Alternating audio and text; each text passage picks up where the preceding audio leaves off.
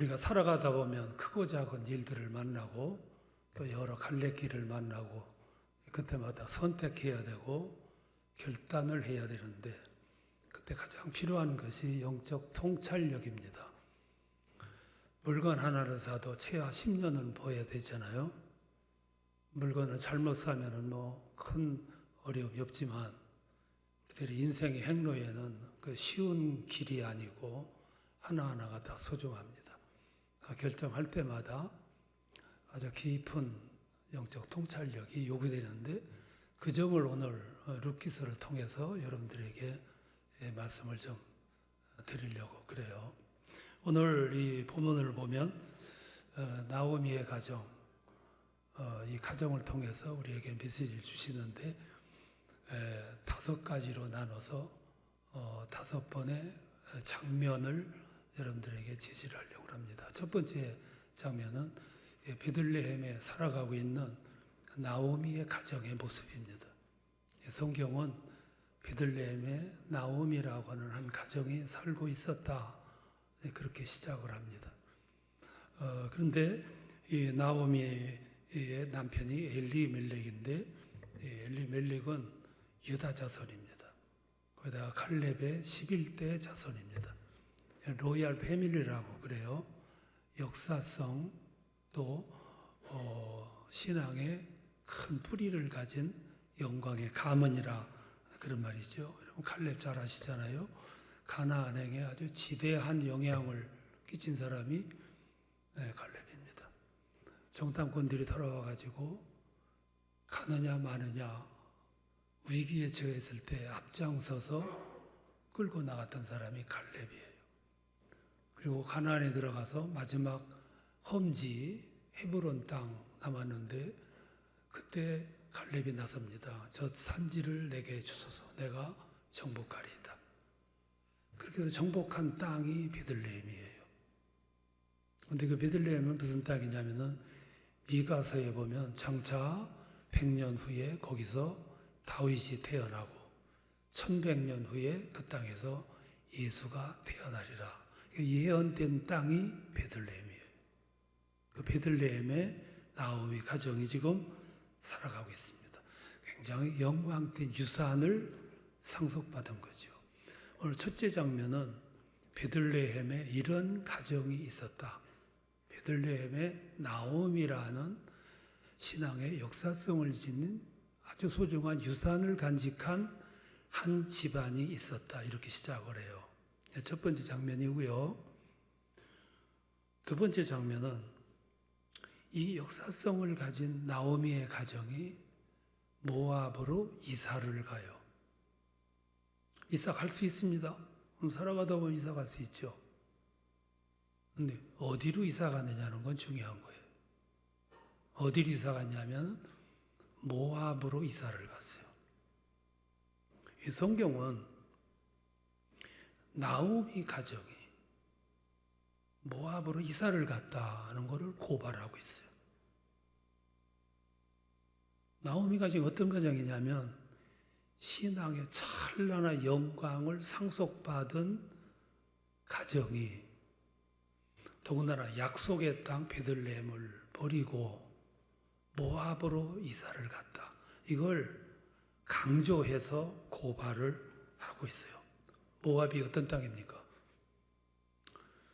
롯이라고 하는 사람이 삼촌 아브라함과 다투고 그리고 떠나가서 정착한 곳이 소돔입니다. 소돔이 유황불의 심판을 받아요. 그때 두 딸과 함께 호렬단신 다 놓고 탈출을 합니다. 그래서 동굴 속에서 함께 살아요. 대가 끊기게 생긴 거란 딸들이 아버지에게 술을 마시게 해서 취한 다음에 아이를 잉태한 아이가 모압이에요. 지금 그 후손이 왕성하게 번성을 해서 이룬 부족이 모압입니다. 근데 그 모압 땅에서 섬기는 신이 몰렉과 그노스예요. 인신 제사를 드리는 우상을 섬기는 땅이 모압이라고 하는 거죠. 나오미 가정이 어디로 이사했냐면 그 땅으로 갔어요. 모압으로. 지금 베들레헴에 흉년이 들었어요. 왜 흉년이 들었냐면 베들레헴은 가나안 땅의 중심이잖아요. 가나안 땅에 가서도 우상을 섬겼어. 하나님이 지긋지긋해서 애굽에서 우상 섬기는 것을 볼 수가 없어서 백성들을 이끌고 가나안 땅에 들여보냈는데 거기 가서까지 우상을 섬겼어요. 그래서 하나님의 징계가 베들레헴에 임해서 지금 흉년이 들어있어요. 벌 중이에요, 지금. 모든 백성들은 그걸 알고 묵묵히 감수하고 있는데 신앙의 역사성을 가지고 있는 나오미 가정이 먹고 살기가 힘들다고 이사를 가요. 이사 갈 수 있죠? 근데 어디로 가냐? 모압으로 갔다 이거지. 성경을 이렇게 질문을 하고 있어요. 왜 하필 모압으로 이사 가냐? 이사 갈 수 있어요? 근데 왜 하필이면 모압이냐 그거예요. 하나님이 가장 싫어하는 것이 우상숭배. 그래서 가나안 들어가게 했는데 거기서까지도 우상을 섬겼어. 지금 징벌로 예루살렘이 흉년 중이에요. 조금 눈을 뜨고 보면은 지금 하나님의 징계가 임했다는 걸 아는데 모든 사람들이 그걸 알고 묵묵히 감수하고 있는데 그러면 안 되는 나오미 가정이 이사를 가요. 더군다나 어디로 갔냐면 모압 땅으로. 여러분 신앙생활하는 우리는 신앙생활 중에서 가장 중요한 것이 중심입니다. 신앙인의 중심이 하나 있어요. 그게 뭐냐면 아무리 배가 고파 죽을 지경이 돼도 말씀이 첫째라는 거예요. 그래서 예수님은 40일 금식한 후에 말씀하셨어요. 40일 금식한 사람에게 제일 필요한 게 뭡니까? 먹는 거잖아요. 그럼에도 불구하고 예수님 말씀이 먹는 것보다 말씀이 먼저다.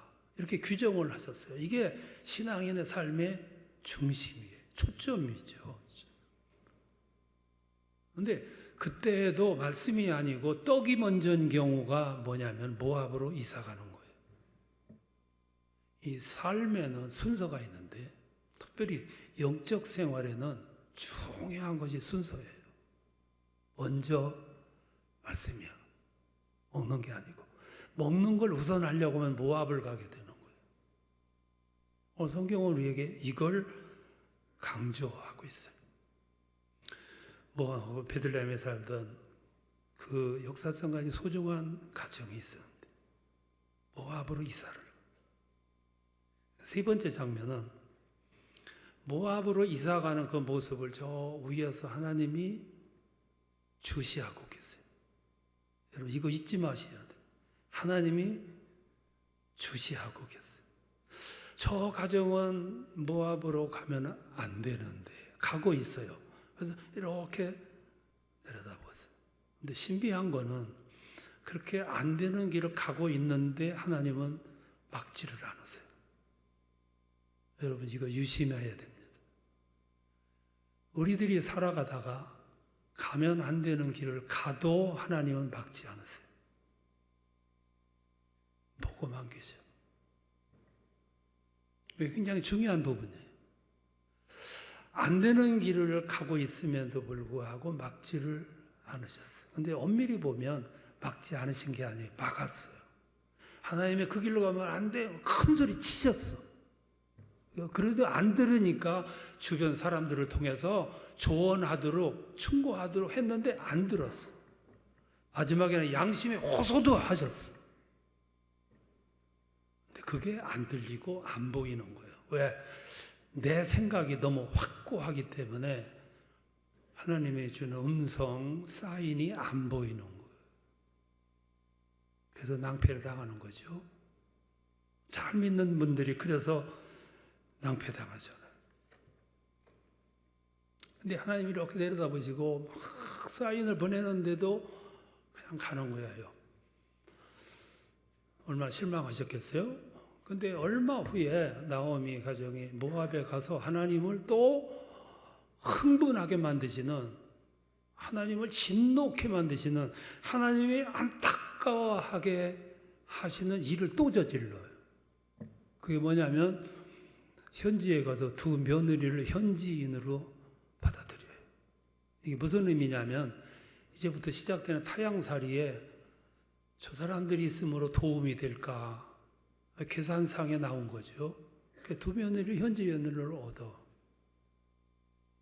또 현지에서 두 며느리를 얻었다. 이게 무슨 뜻이냐면 영구 정착을 계획한 거예요. 그 모습을 위해서 이렇게 보시는 거예요. 경악하신 거지. 그래서 하나님 마음의 결정이 뭐냐면 저 사람들의 마음에는 내가 없구나. 나에 대한 믿음이 없다. 이게 하나님이 경악하게 만든 거예요. 여러분 생각해 보세요. 모압이라고 하는 현지에서 태어나 자라 성장해 처녀가 됐어요. 어른이 됐습니다. 그들의 머릿속에 뭐가 들었겠어요? 그들의 머릿속에는 모압의 문화가 어떤 문화? 세속 문화에다가 우상 문화, 몰렉과 그모스의 신이 가득 들어있을 거예요. 근데 그 여인들을 며느리로 맞아들여요. 아브라함은 며느리를 얻기 위해서 가나안에서 하란까지 800km, 그때 20일 걸어야 가는 그곳, 거기 가서 며느리를 얻어왔는데, 하나님은 우리에게 요구하시는 사항이 있어요. 하나님이 우리에게 요구하는 건 엄청난 업적이고, 하나님을 위해서 피 흘리고 하나님 위해서 목숨을 내놓고 하는 이런 것을 요구하는 것이 아니에요. 그거는 몇 사람한테만 요구하세요. 우리 대부분에게 요구하시는 하나님의 요구는 그런 삶이 요구가 아니고 살아가면서 많은 고민을 하는 것을 하나님이 요구하세요. 어떤 고민이냐면 두 길이 있어요. 이 길로 가면 하나님께 영광이 되는 길이에요. 근데 이 길로 가면 재미도 있고 수지도 맞아. 이 길로 가면 명분은 있고 하나님 신앙은 지키는데 이 길로 가면 돈은 많이 벌 수 있어요. 두 길을 놓고 고민하는 거예요. 하나님은 우리에게 요구하시는 것이 생각할 여지도 없이 하나님을 선택하거나 생각할 것도 없이 물질을 생각하거나 이런 수준을 요구하시는 게 아니고 두 걸 놓고 이것도 놓을 수 없고 이것도 놓을 수 없고 그래서 둘을 들켜지고 밤새 고민하는 모습을 하나님이 기뻐하신다 이 말씀이에요. 왜? 그게 우리의 현실이니까. 근데 이렇게 내려다보시니까 밤새도록 고민하는 거예요. 얼마나 하나님이 기뻐하시겠어요. 그러다가 하나님이 감격하실 때가 있어요. 언제냐면 고민을 하다가 둘 중에 놓고 기도하다가 그래도 내가 하나님을 버릴 수는 없지. 그래서 이걸 탁 버리고 하나님을 확 붙잡을 때 그때 하나님은 감격하시는 거예요. 흥분하시고 그 흥분하시는 것을 성경은 굳이 표현을 안 했어요. 근데 성경을 자세히 보면 앞귀절과 뒷귀절 그 행간 속에 그 하나님의 모습이 들어있어요. 그걸 발견하는 것이 성경 공부예요. 성경을 많이 묵상한 사람들은 그걸 발견하는 거예요. 하나님은 우리에게 그걸 요구하세요.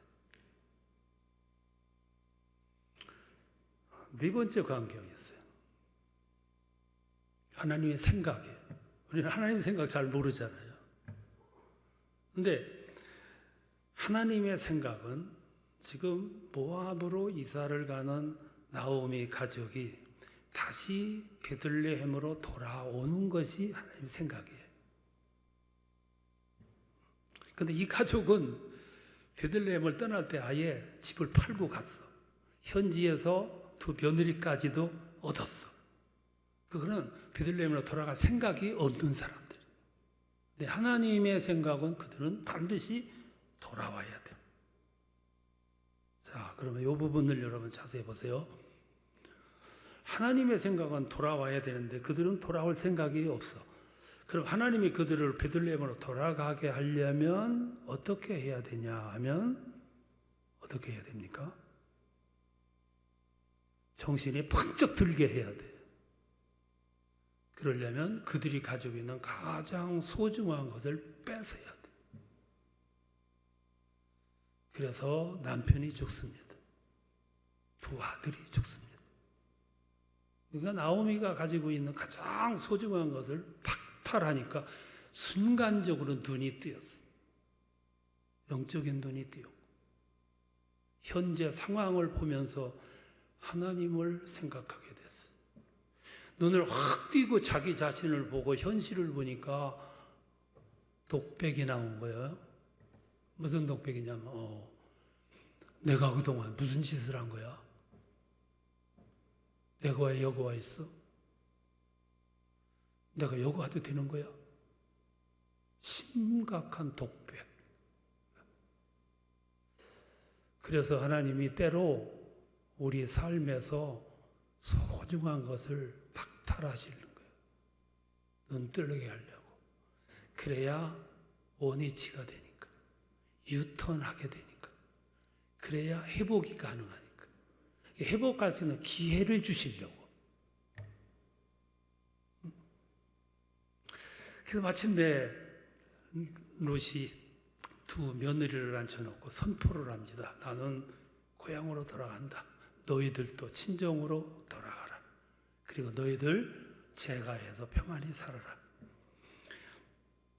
이 순간 세 여인의 운명이 결정이 돼요.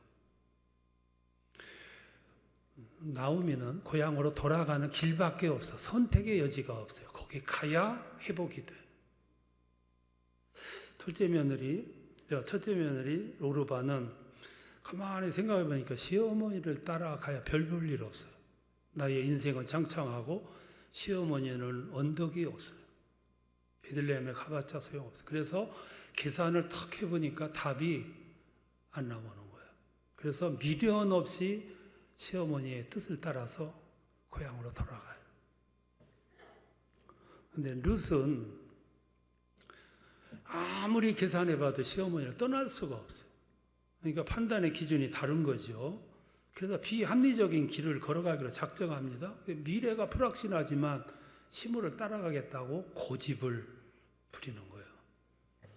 오늘 현대인들은 모두 오르바의 길을 걸어가요. 합리적인 길. 계산을 탁 쳐보니까 답이 금방 나와버려요. 근데 이런 길을 걸어가다 보면 현재는 평안한데 미래에는 상이 없어요. 상은 십자가를 치지 않으면 상이 없어요. 오늘 평안을 추구하고 안위를 추구하는 삶은 미래가 없어요. 상이 없는 거죠. 기적의 현장을 보세요. 다 비합리적인 상황에서 기적이 일어나요. 우리들이 합리적인 길만 찾다가 보면 건더기가 없어요. 그래서 신앙인들에게 때로 하나님은 감당하기 어려운 길도 주셔. 우리에게 명분을 주시려고, 우리에게 명예를 주시려고, 아름다운 면류관을 주시려고. 룻은 스스로 비합리적인 길을 택해요. 어떻게 보면 참 바보스러워. 근데 이유가 있었어요. 그 이유는 시어머니에 대한 인정, 더 이상 떠날 수 없어. 그 차원이 아니었어요. 룻의 고백을 들어보면 거기에 룻의 신학이 들어있어요. 세 가지예요. 하나는 천륜이라는 거였어요. 16절에 보면 어머니의 하나님이 나의 하나님이고 어머니의 백성이 나의 백성이고 어머니가 가는 곳에 나도 가고 어머니가 머무는 곳에 나도 머물 것이다. 천륜. 그 다음에 인륜. 17절에 보면 죽는 일 이외에는 어머니를 떠날 수가 없습니다. 만일 내가 어머니를 떠난다면 여호와 하나님의 벌이 7배나 내릴 것입니다. 확고하지요. 세 번째가 섭리의식이에요. 가만히 벌어지는 상황을 보니까 여기에 분명 하나님의 섭리가 있었어요. 경륜이 있었고 뜻이 있었어요. 이걸 발견하는 눈이 복된 눈이죠. 이 부분이 룻기서를 이루고 있는 중심 사상이고 신학이고 핵심 메시지. 룻이 어머니를 따라가고자 하는 것은 도리상 인정 때문이 아니고 인륜, 천륜, 하나님의 섭리에서 뜻을 찾아요. 그래서 룻의 판단이 무게가 있는 거예요. 무게가. 오늘 우리가 살아가고 신앙생활하는 분들에게 이 인생관이 있어야 돼요. 신학이. 근데 오늘 이 시대는 우리 삶에 이런 신성성, 하나님의 섭리의식이 없어요. 여러분, 가족 관계가 얼마나 소중합니까? 여기 신성성이 있어야 되거든요. 하나님의 섭리가 있어서 만들어진 가족. 그런데 가족이 파괴가 너무 심해. 왜 심하냐면 자기 이익 때문에 파괴가 됐어. 거기 신성성이라는 게 없어. 부부관계가, 형제간에가, 이웃과의 관계가 교회에서 신성성이 없으니까 파괴만 만들어지는 거예요. 우리는 룻의 심정 속에서 이 신학을 발견하게 되는 거죠. 그런 신학이 없었던 오르반은 금방 고향으로 돌아와. 그래서 룻기에서 그 순간 오르반은 잊혀진 여인이 돼요. 근데 룻은 그 순간 조연에서 주연으로 올라가는 거죠. 그게 룻기서가 된 거죠. 마지막 5번째 관경입니다. 룻이라고 하는 여인은 인생이 얼룩져 있어요. 실패, 깨져버렸어요. 근데 그 순간부터 베들레헴으로 가기로 작정한 순간부터 하나님이 그 인생에 개입하기 시작해요. 깨진 부분을 어루만져 회복하시고 부족한 부분을 채우세요. 이는 바보 같은 인생인데 하나님이 바보들과 함께 하세요. 하나님이 쓰시는 사람들은 대부분 똑똑한 엘리트가 아니고 바보스러운 사람들을 쓰세요. 바보 룻이 그 역할을 감당을 했어요. 하나님의 섭리가 그 인생에 개입하시. 가는 길을 사람을 만나게 하시고 이끄시고 선한 길로 안내하세요. 베들레헴에 와가지고 베들레헴에서 취주였던 유력 인사지요. 보아스를 만나 결혼을 해. 그리고 룻기서 4장 13절에 보니 보아스와 룻이 결혼을 함으로 말미암아 여호와께서 아들을 낳게 하셨는데 오벳을 낳아. 오벳이 이새를 낳고 이새가 다윗을 낳습니다. 다윗의 할머니가 누굽니까? 마태복음 1장 5절에 보면 낳고 20대에 가서 예수가 나시니라.